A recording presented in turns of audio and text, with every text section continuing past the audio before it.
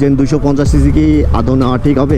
Bike riding এর confidence বাড়ানোর জন্য 250 সিসি আমার জন্য বেটার। 160 সিসিতে এরকম ভাবে টানতে পারবো না আমি। ভাই হাঁসের মাংস হয়েছে?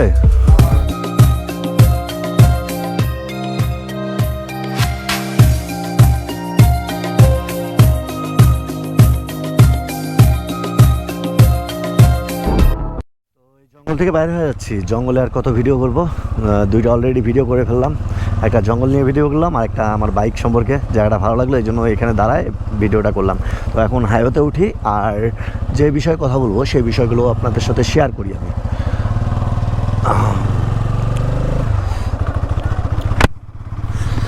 তো আসসালামু আলাইকুম ভাই দাস, কী অবস্থা সবার? আশা করি সবাই ভালো আছেন, সুস্থ আছেন এবং সাবধানে আছেন। আমি Firoz Parvez, welcome to my YouTube channel helmet camp BD.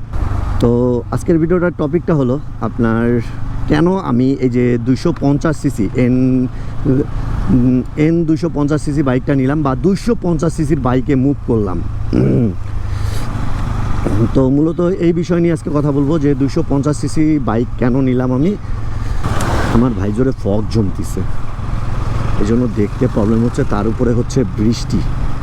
তো যে টপিকে ছিলাম সে টপিক নিয়ে কথা বলি। আমি কেন 250 সিসি বাইক নিলাম?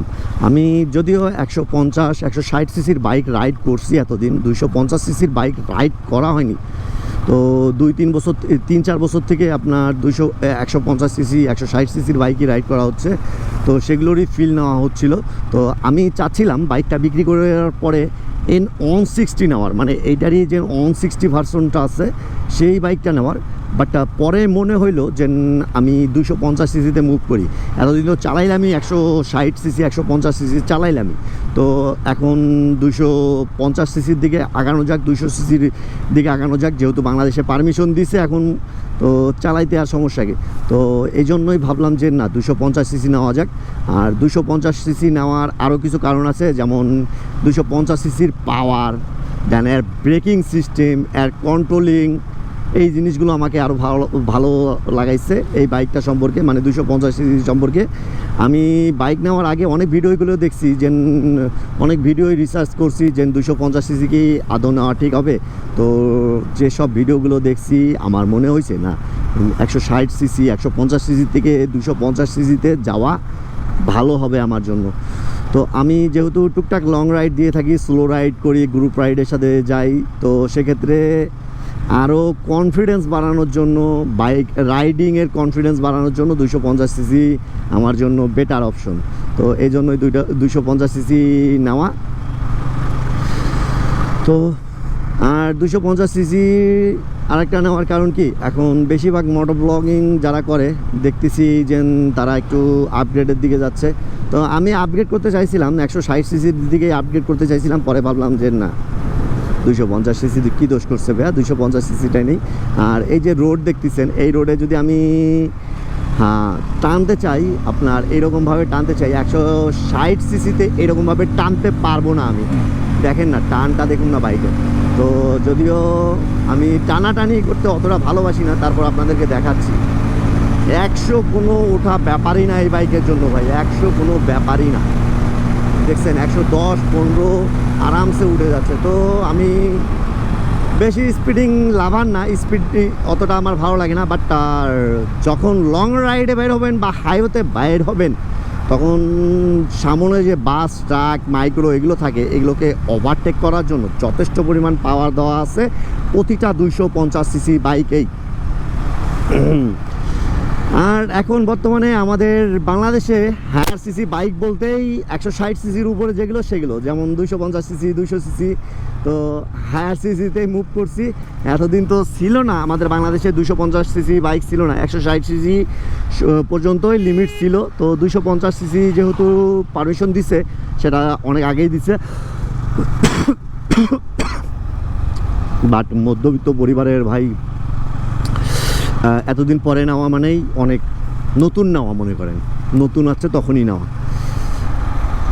তো এইখানে একটা হোটেল খুঁজতেছি আমি। হোটেলটা এইটা কি না, হোটেল কোনটা?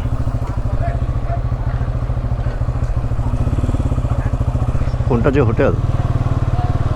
ও মাই গড, এই যে এটা হোটেল। যাই হোক, একটু খাবার নিই।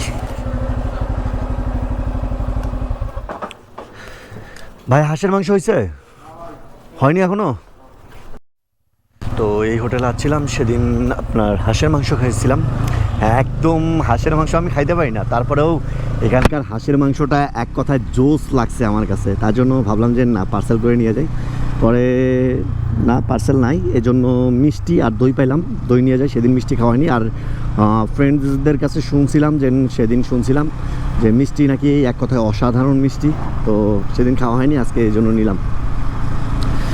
তো যে টপিকে ছিলাম আমি, সে টপিকটা হলো আপনার কেন আমি 250 সিসি নিলাম। তো বললামই তো। আর যেটা আমার কাছে মনে হয়েছে, 250 সিসি আপনার যদি আপনি সেকেন্ড হ্যান্ড নেন, তাহলে আপনার বাজেটের ভিতরে অনেক ভালো একটা বাজেটে পাবেন। যেগুলো আপনার 160 সিসি বাজেটেও পাওয়া যায় না, সেগুলো আপনি 250 সিসি বাজেটে পাচ্ছেন। আপনার বাজেটে পাচ্ছেন 250 সিসির বাইক। তো এই জন্যই আমার 250 সিসিতে মুভ করা, যে আমার বাজেট ভালো লাগছে। দেন আমার বাজেটের ভিতরে ছিল, বাইকের পাওয়ার ভালো লাগছে, বাইকের লুকস ভালো লাগছে। দেন আর কি, বাইকের ব্রেকিং সিস্টেম ভালো। দেন তারপরে আপনার ওভারঅল সব দিক দিয়েই ভালো। 160 থেকে আমি যে আদার্স যে আগে বাইকগুলো চালাইতাম, যেমন ফ্রেন্ডসদের হোন্ডা হর্নেট চালাইছি। দেন তারপরে আপনার আমার জিক্সার মনোটন চালাইছি, জিক্সার এসএফও চালাইছি। দেন পালসারে এনএস চালাইছি, জিক্সার এসএফ চালাইছি। দেন পালসার যে আছে, পালসার চালাইছি। এগুলো চালাইছি। এগুলোর থেকে আমার কাছে মনে হয়েছে যে না, আমি 250 সিসিতে মুভ করবো, এই জন্যই 250 সিসিতে মুভ করছি। তো আপনারা কি চিন্তা ভাবনা করতেছেন নাকি যে 250 সিসি বাইক নেওয়ার জন্য? তো তাহলে আমি বলবো যে ভেবে চিন্তে নেন ভাই। 250 সিসি কিন্তু সবার জন্য না, আবার সবার জন্য। আপনার যদি মনে হয় যে না, আপনার 250 সিসিতে আসা দরকার, 250 সিসিতে আপনার মুভ করাটা দরকার, 250 সিসির ফিচারগুলো আপনার জন্যই, তাহলে অবশ্যই 250 সিসিতে আসুন। আর যদি না মনে হয় যে আমার 160 সিসি তো ভালো আছে, 150 সিসি তো ভালো আছে, 125 সিসি তো ভালো আছে, তাহলে ভাই ওই বাইকগুলোতেই থাকুন। কেননা আপনার জন্য যেটা পারফেক্ট হবে সেই বাইকগুলো ইউজ করুন, সেই জিনিসটা ইউজ করুন। তো ভিডিওটা যদি ভালো লাগে থাকে তাহলে অবশ্যই কমেন্টে জানাই দিবেন। আর ভিডিওর কোন টপিকটা আপনার কাছে ভালো লাগছে সেটাও জানাবেন। ততক্ষণ পর্যন্ত ভালো থাকুন, সুস্থ থাকুন এবং সাবধানে থাকুন। টাটা, আল্লাহ হাফেজ।